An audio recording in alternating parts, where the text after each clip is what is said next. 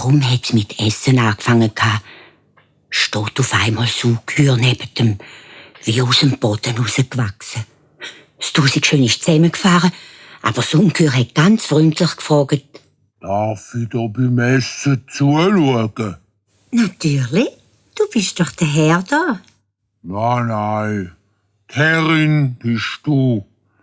Wenn du mich nicht sehen willst, dann verschwinde ich sofort. Ich möchte nicht, dass es da vor mir gruset.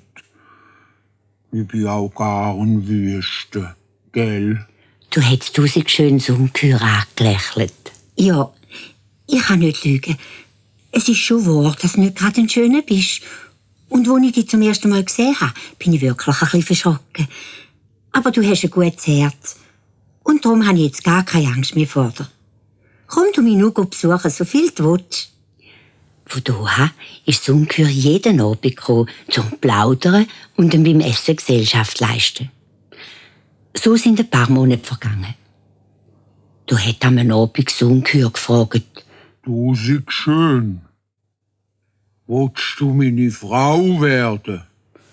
Das Tausendschön ist eine Weile mucksmüsli-still da gesessen.